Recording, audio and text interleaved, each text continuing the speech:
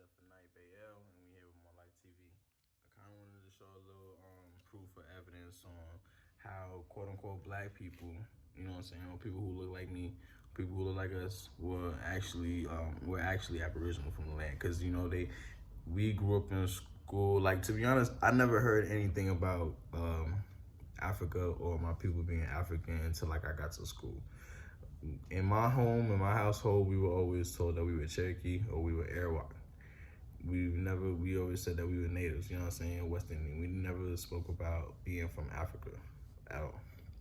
I didn't even really knew the term Africa existed until I got to school, to be honest. And I was like in like the fifth grade or what. I mean, I knew, like, I knew Africa existed and it was a continent, but it was never taught in my home that we came from Africa. Now, you have a lot of people going around saying that we Moors are trying to steal people's culture or whatever may have you, or that we came from somewhere else.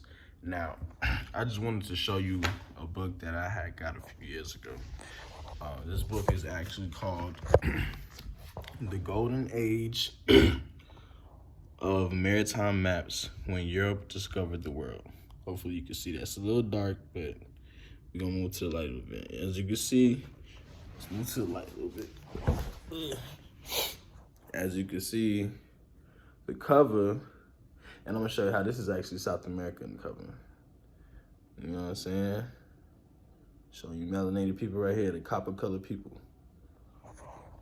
Now, again, this book, I didn't write this book. You know what I'm saying? I found it. Spirit actually guided me to it. Now, again, more say that we do not come from Africa. We ain't come from Africa as slaves. We've been here with Aboriginal indigenous to the land, autochthonous, whatever word you want to use, native.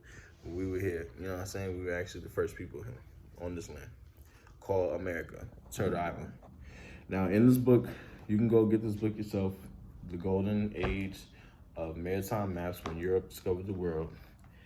On page 164, I was just browsing and I came across some pictures. Now, you can go ahead and take what you want or make what you want, you know what I'm saying, of these pictures, however you wish, right? So now look. See these pictures here? Now, when you come here to the bottom, see if I can see that. You see that? You see those people right there? Darker than these people right here.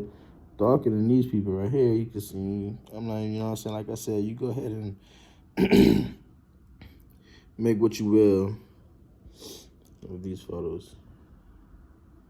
You know what I'm saying? Make what you will of those. Anyways, let's go back to over here. They got the red, white, and blue. I don't know if you can see it too well. They got gold all on their arms. Their bracelets are gold and everything. They working. They naked, bro. And that says 95B. And right over here, where it's actually the same as the cover, this is 95A. Oh, hold on. Right here. 95A, 95B. Look how dark those people are. I was having a discussion at work, and I was telling them how, you know, I'm native and I'm a Washitaw and everything like that, and they were like, oh yeah, well, you know, I thought the natives were of a lighter skin complexion. Now let me show you this. Let me see if I can. When you go to 95A and B, let's see if I can see that. My bad if you can't see it, but 95A and B says American Aboriginal. Portugal, 1519. It says American Aboriginals.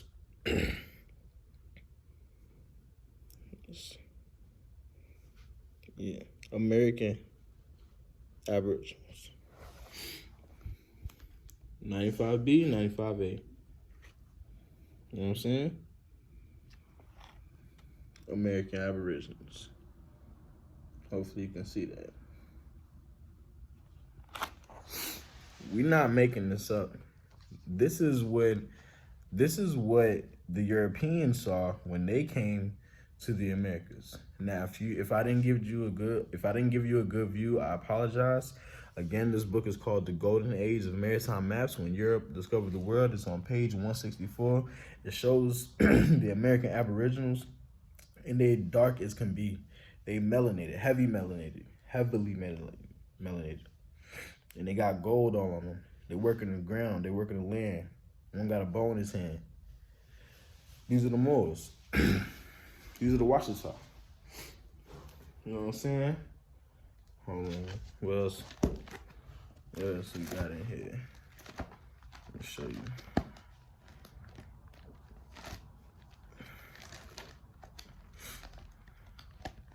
Now, pretty sure you heard of the Olmecs, right?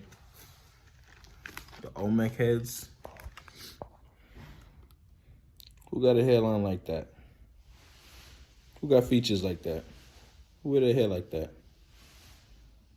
These are Olmec heads. These were the rulers of ancient Mexico. Even till today, if you talk to people who live in Mexico,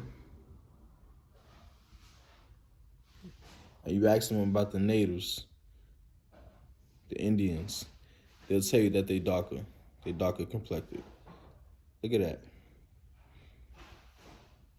Who got a hairline like that? Who got a face like that? Look up the Olmec heads. All right.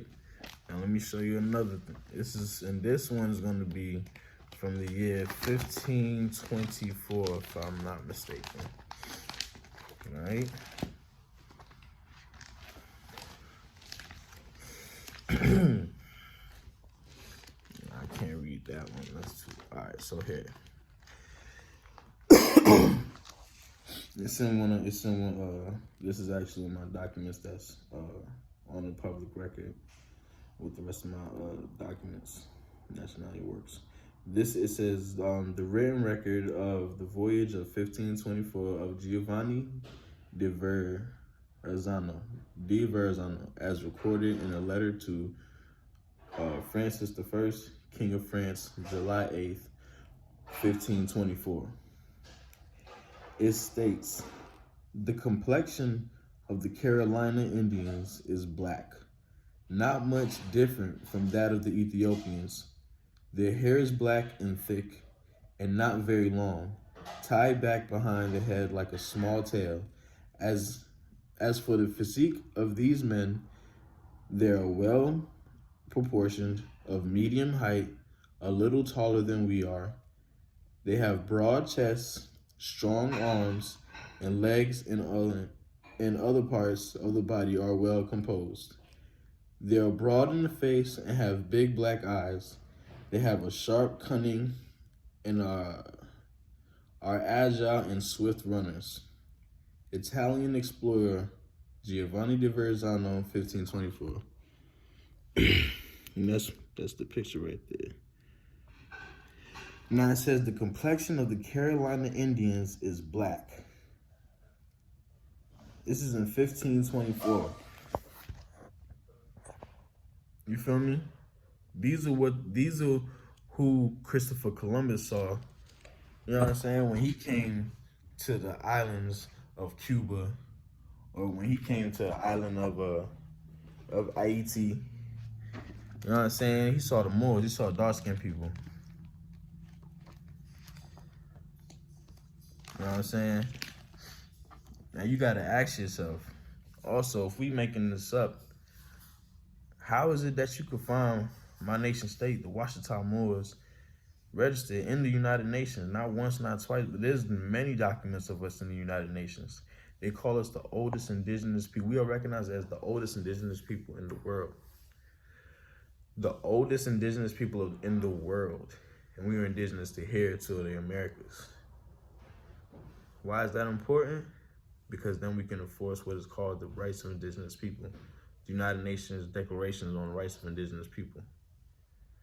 And when you look and see how powerful those documents is, when you really read it, you'll see how it covers certain things, like how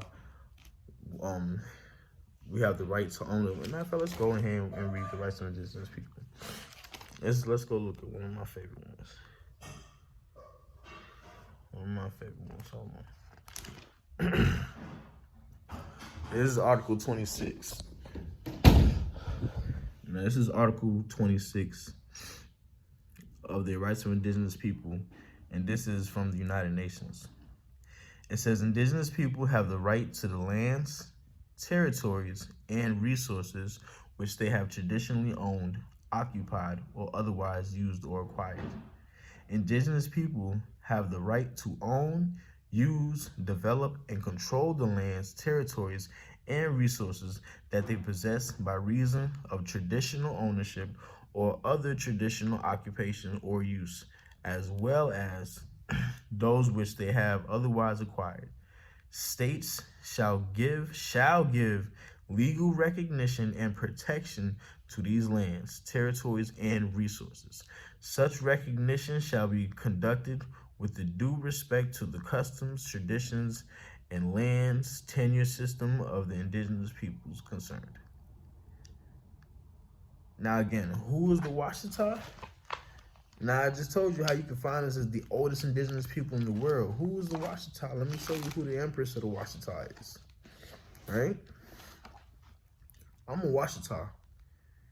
You know what I'm saying? I'm a part of the empire.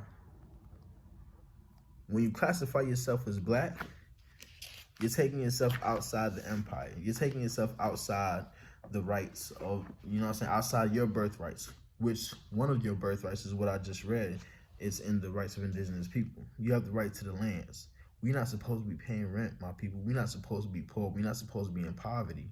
We have the rights to these things. We have to go on and correct your status. You feel me? You have to go on and nationalize. And once you connect yourself back to the lands, because that's what more means. More means land. When you connect yourself back to the land, you connect yourself back to your home, to the Americas. And you wake up and you realize that if it's 20, 30 Moors and we all go to the mayor, we all go, you know what I'm saying, as one, and we tell them like, look, we know who we are. We're home. These abandoned lands, these abandoned buildings and everything like that, those are ours. You know what I'm saying? Of course, you got to go about it the right way. We made it a treaty of peace and friendship. So we deal with the equity. This right here is Empress Veriasi Tiara Washitaw Turner Gostin L. Bay. You see that? She got locks. She is the Empress. She was not a self-proclaimed Empress. She was not somebody who decided that she wanted to just call herself an Empress of the Moors. She was crowned Empress. Her bloodline is recognized. You know what I'm saying? Her name is in the United Nations. When you see Empire Day on Washitaw, they dug them out. You're gonna see they messed up and put Mr., but it's Mrs. Veriasi Tiara Washitaw. You know what I'm saying? The Empress of the Washitaw. She's the one who went to the courts. She was the one who the land was rewarded to 68,883 acres of land. You think I'm lying? You can go look up these court cases. It's Supreme Court cases. You can go look up these court cases and they'll show you. Right here. Right here. The United States Supreme Court found... All right, so let's go over here first. It says... And I apologize if I'm jumping around everywhere, but I was just showing you those pictures how black people, quote unquote, you know what I'm saying, dark-skinned, melanated people, we are indigenous and aboriginal to this land. And there's people who, when they first came here, the 1500s, the 1400s, you know what I'm saying, whatever, like, you know what I'm saying, they was telling you who they saw. The statues, they're not building no statues of big faces of nobody that's not important. Those kingdom and empires not just going ahead and you know what I'm saying? They building the statues of people that was of great importance. Y'all saw what kind of facial structure, the hairline, everything, bro. That's us. Check it. Now let me read you on how the Empress, she was rewarded. She went to the courts, bro. in the same United States who when you talk to people, they'll tell you, oh, they'll never, you know what I'm saying, do this, they'll never do that, or you think you're not respected, y'all fake, you know what I'm saying, all these things that they be saying, bro. The same court system that y'all scared of, bro, they was like, ah, yeah, y'all got the juice, y'all the real ones. You feel me? It's the court case, the United States versus the heirs of Henry Turner, Tunica, case 32, United States Appellate Court in 1850, was an appeal to an earlier case won by the heirs of Henry Tunica called the heirs of of Turner, Tunica versus the United States, case 191 in 1840. Yeah, of course, these ain't her cases, but these are some cases that were won before that you can also go look up, and these are dealing with Noble Drew Ali family. Noble Drew Ali wasn't just some mystical figure. He wasn't just somebody who, you know, claimed something. He was an actual royal. These people were actual royalty. And when they did what they did and set up what they set up, they were bringing us back into our royal status. That's why more say correct your status, because right now you in a dead status if you classify yourself as a color. If you classify yourself as a black, as a Negro, a colored, African American, all these things that take you out of what you truly are, take you away from what you truly are. None of those people was rewarded this land. This land was rewarded to the Moors, the people who knew themselves, the people who knew that the land belonged to them. Remember, you can't win no case if it ain't no proof, if it ain't no, you know what I'm saying? So again, 1848, in other words, on June 6, 1848, a Supreme Court decision read by Theo H. McClabb, judge, declared that the United States does not own the land of the ancient ones, Willamette mound builders, Washitaw, of North America, much more than 1 million square miles of land, up to 30 million acres. The Washitaw Muurs are the title holders. The titles are El, Bay, Day, Al, and Ali. Translated as the 5 civilized so-called Indian tribes: Choctaw, Washitaw, Cherokee, Chickasaw, Creek, Muskogee, and then the Seminoles, which is the Yamasee. See Treaty of Camp Holmes. Also, the court declared the lawful landowners are the heirs of Henry Turner, Washitaw Muurs, the heirs of Henry Turner. Tiara, Empress Vidiasi, is the heir of Henry Turner. She is of that line. Also, the court declared lawful landowners, Washitaw Muurs. A series of congressional bills, acts, and U.S. Supreme Court cases reaffirmed national sovereignty for the heirs of Henry Turner de Bourbon, and the claim has been recorded before the World Court at The Hague, 1996. That since the treaties of Utrecht, 1713, in which the Spanish de Bourbon had established themselves as the protectorate of the lands known as the Floridas, on behalf of the Washitaw, they dogged them out here. Here are 2 United States Supreme Courts in which the Washitaw won, and that's his court cases. And you know what I'm saying, you can go look those up. And I ain't gonna read the whole HCTP, but yeah, you feel me? Over here it talks about how, excuse me, I got a little, you know what I'm saying? It says the United States Supreme Court found that the neutral strip, 2,961,983.5 acres of land, approximately 3 million acres in the said U.S., not including Canada and other territories or lands, was definitely not a part of the territory ceded to the United States. Louisiana Department of Transportation, 1940, to the 1992 property in Washitaw Terra, including the Floridas. There is documentation in National Archive, Washington, D.C., and elsewhere that confirms the mound builders, the mound builders, where is it? Historically, basically owned the land. You feel me? And also, just a little fun fact, the same judge, drink a little water. The same judge who ruled that in the Dred Scott case that no Negro, no black man or Negro has a right that a white man's bound to respect, that's the same judge that that said that gave back the land to the Moors. Ponder on that.